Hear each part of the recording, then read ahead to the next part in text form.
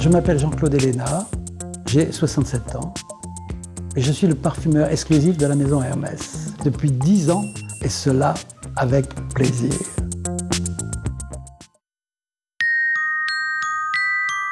Que dire sur Grasse? Mis à part que c'est la ville où je suis né, à l'âge de 7 ans, je m'en vais de Grasse. Je reviens un peu plus tard, j'avais 16 ans quand je reviens à Grasse. Mon père désespéré parce que j'étais un très mauvais élève et donc me dit mais écoute, comme tu es très mauvais élève, que ça ne va pas du tout, tu vas rentrer dans la parfumerie grassoise, tu vas devenir ouvrier. Et je rentre dans une société qui s'appelle Antoine Chéris, qui n'existe plus aujourd'hui. C'est un ancien monastère et si je vous dis que c'est un ancien monastère, parce que c'est que je suis rentré en parfumerie comme on rentre en religion. Ce sont des alambics qui font 1500 litres, 2000 litres. Et quand vous êtes ouvrier, vous rentrez à l'intérieur de l'alambic pour le nettoyer. Il fait très très chaud, on a distillé, vous rentrez la plupart du temps en maillot de bain, avec un jet d'eau pour tout nettoyer.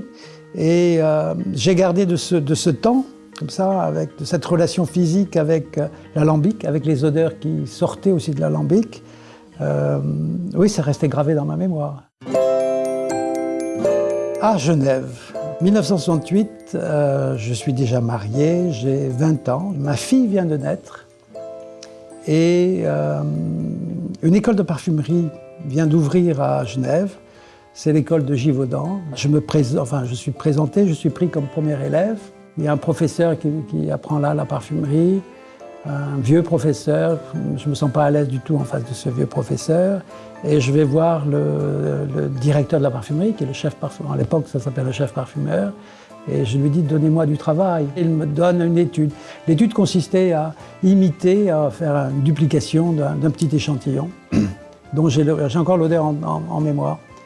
Et je réalise ça, je lui amène, et il me dit, mais c'est pas mal. Et je n'ai pas fait mes 3 ans d'école, mais j'ai été pris comme assistant de ce chef parfumeur. Et voilà, c'est comme ça que ma carrière a démarré. Les États-Unis.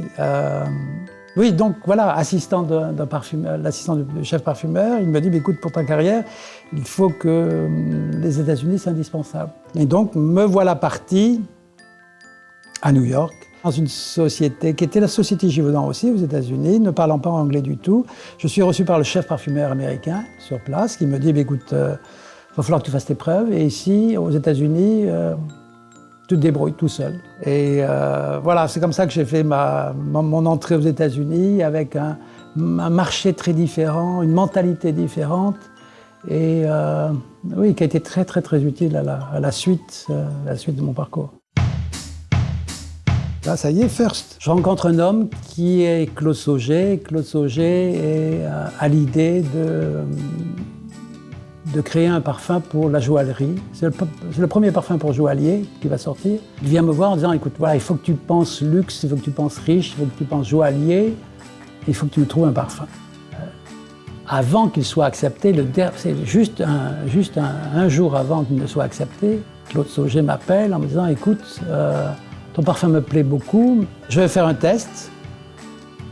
Ma femme va le porter, je vais lui faire l'amour toute la nuit, et demain matin, si elle sent encore, je le prends. Et le lendemain, il m'appelle en me disant, je le prends. Voilà, First est né comme ça.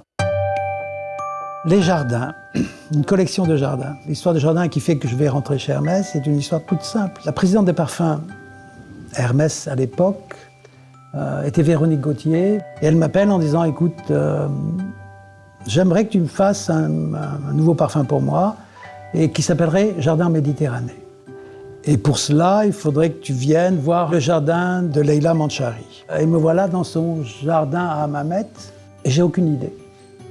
Et l'idée va naître le dernier jour, juste avant de repartir, de prendre l'avion.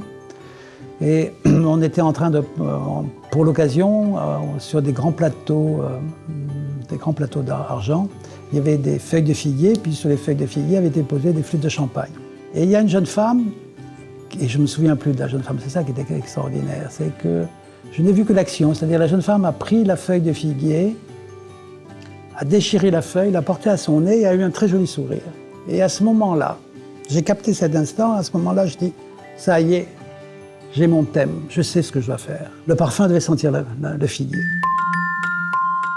Et nous avons commencé à discuter en disant, Et si on mettait un parfumeur chez Hermès? On a des artisans partout, on n'a pas d'artisans en parfumerie. Est-ce que c'est faisable? Un peu plus d'un an après, on a décidé que oui. Voilà, depuis, je suis chez Hermès.